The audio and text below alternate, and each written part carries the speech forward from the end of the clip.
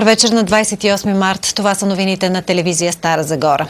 Първият затвор изцяло отговарящ на европейските стандарти бе открит в Стара Загора днес от министъра на правосъдието Екатерина Захариева.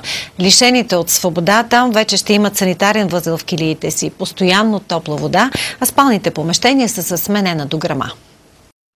Реконструкцията е финансирана от Норвежкия финансов механизъм.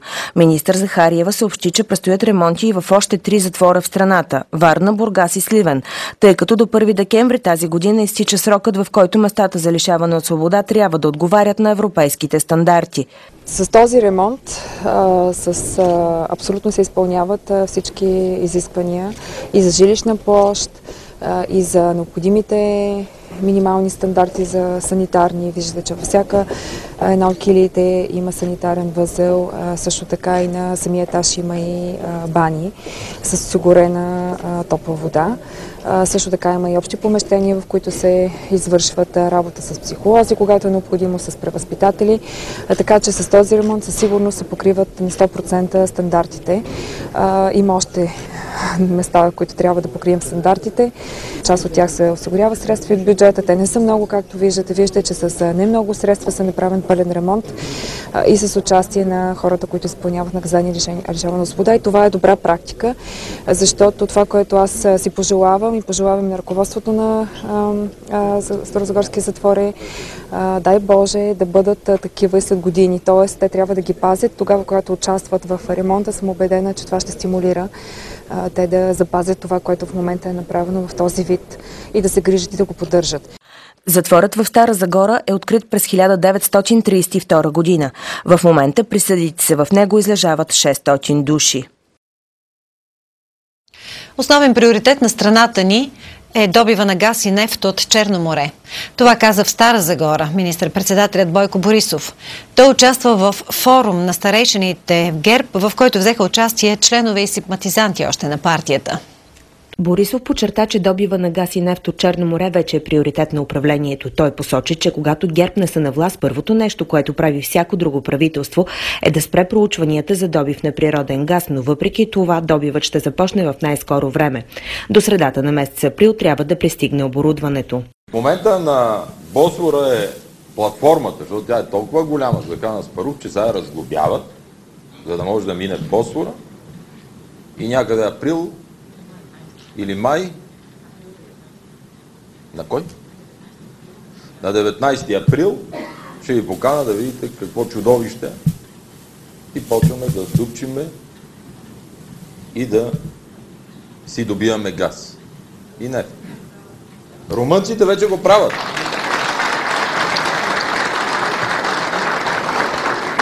Румънците в момента само 10% внасят газ. А ние 100%. 25 години след демокрацията това не ни е било позволено. Според премиера, определени партии целят дестабилизация на страната, но той вярва, че стабилността на управлението трябва да се гради на повече диалогично заради избирателите. Сега обаче много майсторски всичките партии в управлението или подкрепящи управлението поставят непрекъснато някакви условия на ГЕРБ. И много кадрови назначения. Много. Няма формула, няма... сметката не мога да ви я кажа каква е. Но винаги съм считал, че щом народът така ни е подредил в парламент, ще бъдем по-диалогични. Борисов отново говори за необходимостта от реформи в съдебната система. Като пример за проблемите в нея той посочи двойното убийство в Ботевград. Той е криминал до криминала. И един от тези, които сме заподозрели, за да взривно устройство в един от тези, които сме заподозрели, но той е стрелял по полицаи, по сарафи, грабежи, лежал в затвора, пуснат и сега от ноември чака трета инстанция за 25 годишна присъда. И е под домашен арест. А излиза на камерите и при свидетелите, че не навън. Минали са първа, минали са втора, чакаме трета. Лидерът на ГЕРБ беше категоричен, че в най-скоро време управляващите ще внесат в Народното събрание промените в Закона за устройството на съдебната власт. Старозагорските лекари имат пълна готовност за протестни действия. Предполага се, че те ще започнат в сряда, 30 март, съобщи доктор Георги Бакоев, председател на Старозагорското сдружение на общо практикуващите лекари. Сега вижте подробности по тази тема. Заради протестни действия джипитата в страната спират работа. Хиляди българи ще останат без лекар от днес. Протестът започна в областите Велико Търново, Кюстендил, Ямбол и Разград, като през следващите дни се очаква да се присъединят лекари и от други области, съобщават от Националното сдружение на общо практикуващите лекари. От Старозагорското сдружение изказват своята пълна готовност и подкрепа към колегите си. За мотивите за протеста и необходимостта от него разказва доктор Георги Бакоев, председател на Старозагорското сдружение на общо практикуващите лекари. Ние просто изпълняваме синхронно това, което е заложено. Утре вечер от 19 часа ще имаме общо събрание. Има анонси да присъстват и доста специалисти от болничната помощ. Най-вероятно ще бъде взето решение, като настройката е в сряда сутринта да стартираме с ефективен протест в Стара Загора. Преди един час съм внесъл в регионална здравна инспекция и в районна здравно-осигурителна каса уведомителни писма, като допълнително ще уведомим колко от лечебните заведения, тъй като по смисъл на закона всеки един личен лекар е индивидуално лечебно заведение или групова практика. Дължа да се извиня от името на всички лекари, семейни лекари в Стара Загора областта за неудобство, което ще им създадем, но повярвайте ми, това е и във ваш интерес и това е ход на края мярка. За да излезем на ефективен протест, ние просто нямаме друг избор. Стигнали сме до тук и сме взели това решение, защото просто никой никъде не иска да ни чуе, да подобрим условията на работа, достъпа на пациентите до медицинска помощ, безумията, които са сътворени в цялата тая една година, през която се опитваме да даваме становища, мнения, да пишем, да организираме срещи с министерството. Нищо от това не се случи. За съжаление, нещата вървят надолу, затъваме в една бумащина, в нормативен хаос. Това е основното голямо притеснение на колегите. Има заложени и в новия така наречен служебен договор маса недомислици. Много неща има за променени, които се въведаха на сила, буквално казвам на сила. И искам да кажа, че неистините или направо да окажа лъжите, които говори министър Москов за милионите в доболничната помощ, са само един голям сапунен мехур. Това са пиар акции. Многото направления, ако седнем да коментираме член по член, алинея по алинея, нещата са изключително размити. Не може да се лъже така в публичното пространство и не трябва. Какво е обяснението на доктор Бакоев за разграничаването от протестните действия на медиците от спешна помощ? Говорях с няколко хора с огромен опит в спешната помощ, говоря за няколко областни центрове за спешна помощ. Това е самоволно излияние на госпожа Десислава Кателиева, която е председател на тяхната асоциация и която е тясно свързана с Министерството. Казвам го съвсем отговорно, защото знам какво говоря. И това е една пиар акция, част от това, което е антипиара, което се осъществява в момента, за да се вбие в клин съсловието. Повярвайте ми, много от колегите знаят за какво става въпрос. Вярват. Студентът доктор Мирослав Ненков, бившия министър в служебното правителство, министър на здравеопазването, предишното служебно правителство, каза изключително вярни и точни думи. Това са думи на човек, който работи в системата, познава системата, знае проблемите и бяха много мъжки и точни казани неща. Искам да ви кажа, че има хора, които виждат нещата и хора, които стоят на повърхността и не виждат отдолу под черупката какво става. Доктор Бакоев допълни, че очаква в протестните действия да се включат над 50% от колегите в гилдията. За всички нуждаещи се от спешна медицинска помощ ще работят дежурни кабинети на улица Александър Батенберг, 19, така че болните пациенти няма да останат без лекарска помощ. За промяна на системата за сигурност в Европейския съюз призова в Стара Загора председателят на Комисията по вътрешна сигурност и обществен ред Цветан Цветанов. Той определи като основен проблем за страните членки на Европейския съюз липсващата съпричастност от отделните държави към общата национална сигурност на Европейския съюз. Цветан Цветанов обясни, че в Европа са влезли голяма група хора, които не са регистрирани в нито една система. Това осложнява допълнително ситуацията, защото не се знае какви са и кои са тези хора. Това ще бъде най-голямото предизвикателство пред бъдещето на Съюза, каза бившия вътрешен министър и допълни, че има и сериозни проблеми с тези, които са второ и трето поколение граждани на Европейския съюз. Защото видяхте, че терористични актове, които бяха и в Париж, и в Франция, и в Белгия, всъщност реално те са инициирани и са реализирани от лица, които са живяли и живеят в Европейския съюз и те по никакъв начин не са представлявали някакъв интерес за други съседни държави през територията, през която са минавали, излизайки от Европейския съюз. Проблем обаче и това, което между другото сме участвали в дискусии на ниво парламенти от Европейския съюз, национални парламенти от Европейския съюз, заедно с Конгреса на Съединените щати. Проблемът е, че когато всъщност излизаха тези лица от Европейския съюз през последните 2-3 години, отиваха и се присъединяваха като доброволци и бойци за Ислямска държава, в последствие, когато се връщаха, нямаше последващ контрол, който действително да създаде по-добрата сигурност и да може тези лица действително да не се позволяват да извършват тези тежки престъпления и по-специално тези терористични актове.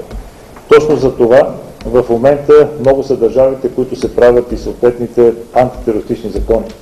Точно за това и България ще внесе в българското правителство, ще внесе в българския парламент подобен закон в близките няколко дни, за да може действително и ние да направим максимално подобряване на нормативната база, за да можем да бъдем по-адекватни при засилващите се подобни случаи, които биха могли да създадат допълнителна предпоставка за заплаха или терористичен акт.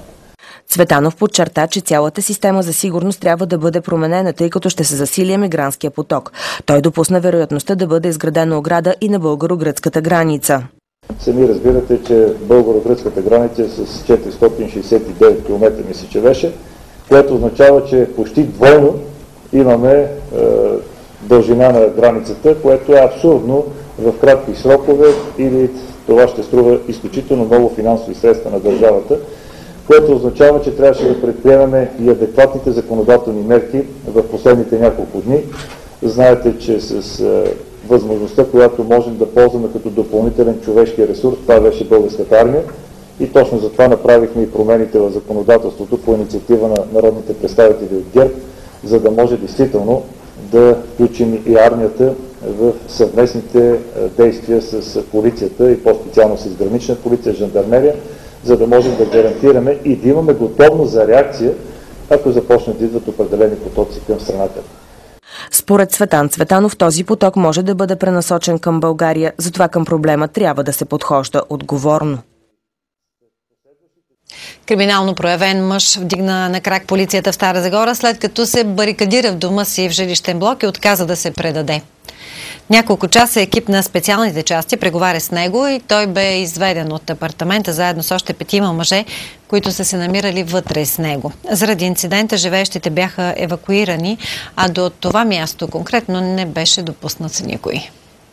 От апартамента на Станимир, който наскоро излязъл от затвора, започнал да се вдига силен шум още с нощи, разказват съседи. В продължение на часове те се барикадирали и хвърляли от терасата бутилки с запалителна течност и пиратки, а оплашени съседи подали сигнал на телефон 112. Цяла нощ имаше много голям шум. Все едно, че някой работи в някой апартамент и с свредел пробива. Другите са видели пиратки да се хвърлят, такива истории. Хвърляли бутилка отгоре с бензин и мирише тук от края на блока на бензин и заради това. Може би и заради наркотици. Дошлите полицейски екипи не успели да накарат компанията да отвори вратата. Полицаите извикали подкрепления, хората в входа били евакуирани. Задържани са собственика на апартамента и 5-мата, които са били там. Изясняват се причините, предизвикали инцидента. Сигнали за корупция в Мини Марица изток вече може да подава всеки гражданин, като анонимността е гарантирана. Инициативата е в изпълнение на заповед на министра на енергетиката Теменужка Петкова за секторен антикорупционен план в енергетиката. От началото на март всеки гражданин може да сигнализира за корупция, като ръководството на дружеството гарантира запазването на анонимността на подателят на сигнала. Писмени сигнали могат да бъдат подадени чрез 4 пощенски кутии, поставени на територията на управлението на Мини Марица Изток ЕАД и в административните сгради на 3 рудника. Възможно е да се подават и по електронен път на интернет страницата на дружеството или на горещата телефонна линия. Редът и начинът на получаване, регистриране и разглеждане на сигналите е регламентиран и предвижда посочване на име, телефон или емейл за обратна връзка. Подадените сигнали се разглеждат при наличие на изпълнени условия от Централна комисия и комисиите в 3 рудника. Членовете им попълват декларации за конфиденциалност и са задължени да не разгласяват данни от разглежданите сигнали. Гражданите могат да сигнализират и за конфликт на интереси. В Стара Загора предстои изграждането на парк за свободно отглеждане на кафяви мечки. В проекта се предвижда да бъдат осигурени още 60 декара естествена среда за животните. Това съобщи министърът на околната среда и водите Ивелина Василева. Паркът е в процес на изграждане. Проектът ще бъде осъществен чрез сътрудничеството на Министерството на околната среда и водите съвместно с холандската организация Алертис, фонд за опазване на природата и мечките. От 30-те мечки в българските зоопаркове по-голямата част са от вида европейска кафява. Само в Софийския зоопарк, освен този вид, има още гризли, хималайска и американска кафява мечка. Зоологическата градина в Стара Загора е една от най-добрите в България, каза министър Василева и допълни, че е удовлетворена от грижите, които се полагат за животните при посещението си в Старозагорския зоопарк заедно с кмета на града Живко Тодоров. Той съобщи, че ще бъде поставено видеонаблюдение след извършените наскоро вандалски прояви срещу вълците там. Зоологическата градина в града на Липите е една от 20-те в България, лицензирана с втори лиценз през август 2015 година, а от септември миналата година вече има статут и на спасителен център по смисъла на Конвенцията за търговия с застрашени видове САЙЦ. През лятото там бяха настанени 2 бивши циркови лъва в тежко състояние с цел да бъдат подготвени за дългото им пътуване до един от най-добрите резервати за големи котки в Южна Африка – Шамуари. Днес в Гълъбово бе подписан договор за втори етап на реконструкция на Младежки център. Тя се финансира от американската компания AES като част от социалната програма на централата. Точно преди година в парка на Гълъбово бе направена първа копка на обекта и тази година предстои той да бъде напълно завършен.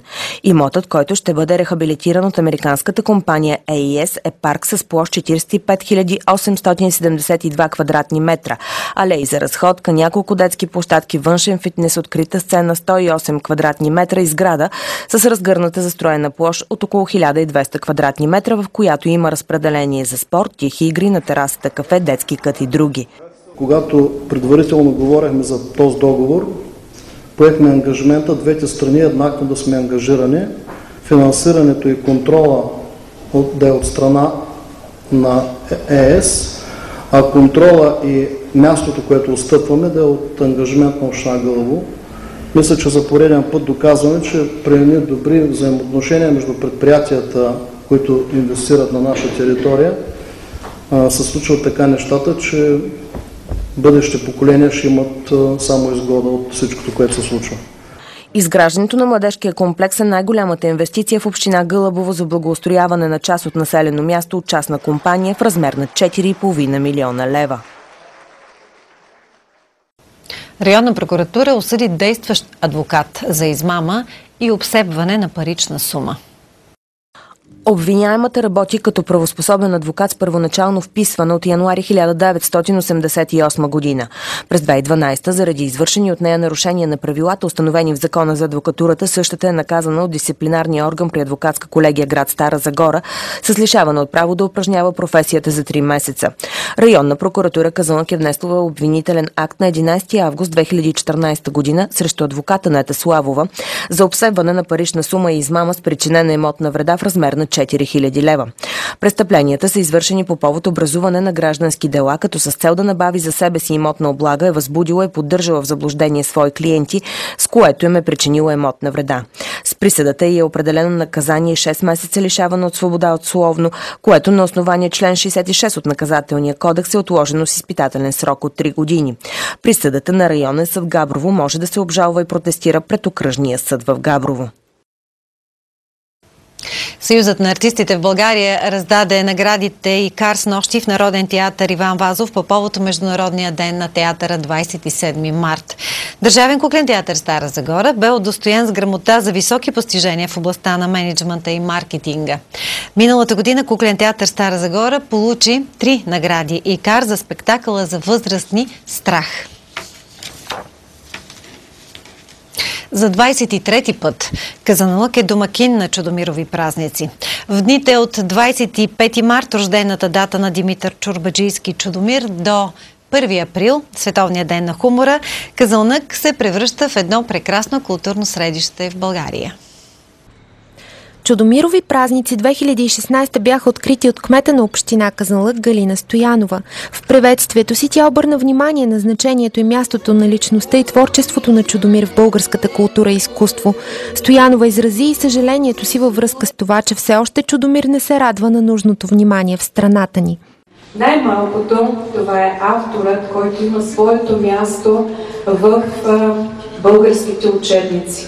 И до момента с усилията, които положихме през последните 4 години, ние не успяваме като общност, като община да утвърдим философията, че без Чудомир децата, нашата младеж, израствайки, няма как да бъде такава, каквато искаме, защото нашенци в Чудомировите произведения са същите нашенци в днешно време.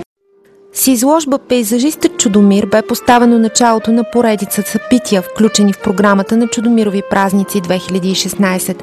Малко по-късно бе връчена и наградата Чудомир за къс хумористичен разказ. Неин носител тази година е Деян Денев.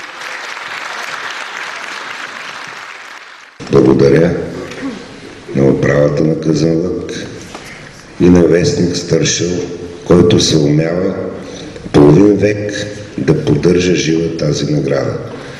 В тези трудни времена, в които живеем, това е истински подвиг и нека да се учиме и от примера на вестник Стършел, който успява да удържи по такъв блестящ начин една хубава традиция. Със спектакъла на Старозагорския театър Гео Милев «Госпожа министершата» бе открит 15-тият театрален фестивал «Комедийният хит на сезона». В фестивала ще участват още със свои постановки драматичен театър Рачо Стоянов Габрово, който ще представи спектакъла по Чудомир Чешити, и драматичен театър Невена Коканова Ямбол със спектакъла «Всяка сряда от 5 до 7». 25 са проявите, включени в програмата на Чудомирови празници 2016. Техни организатори са Фондация Чудомир и Община Казанлък. В Казанлък се проведе и 4-ти детски конкурс за изпълнение на хумористична творба «Чудо Немирчета». Вижте още за това. Конкурсът се проведе в рамките на Чудомирови празници 2016. Негови организатори са библиотека Искра, Фондация Чудомир и Община Казанлък. Близо 90 деца участваха със свои хумористични изпълнения в 4 възрастови групи в жанровете проза, поезия и драма. Момичето е младичко, шипливо, само си кори, само си шие, плете, бродира. Човек както е дошло на гости, но оставя у дома чорап незакърпен. Много добро, викам, много кротко и с характер, само че е запръкляло да си ходи. А ние тъй свикнахме с него, тъй го обикнахме, че ни се ще да се разделим. Що бързаш, му викам, Марнонче, що се притесняваш? Лошичко ли ти е тука? Постой си, почини си през зимата, ще почнат баловете, вечеринките, ще си поиграеш, ще си потанцуваш, ще се повеселиш. А то, нали е Света Богородичка? Не обичам, вика сватя. Срам ме е да ходя по такива места, като не съм тукашна. Конкурсът печели все повече популярност, както в нашата община, така и в страната, което е атестация за това, че идеята, която се зароди в библиотека Искра съвместно с Народно читалище Братство преди 4 години, да покажем децата в техния изявен талант за усещане на хумора, да покажем българското в техните изпълнения, така както би се радвал да види в тях Чудомир, е една много добра идея. Възрастовата граница на участниците в конкурса бе от 4 до 8 години. Очакванията на организаторите са учениците от гимназиален курс сами да подскажат по какъв начин да покажат своето усещане за Чудомир. А една от идеите на организаторите за бъдещето на конкурса Чудомирчета е той да придобие национален статут. Такива бяха новините на телевизия Стара Загора в понеделник, 28 март. Желая ви прекрасна нова седмица.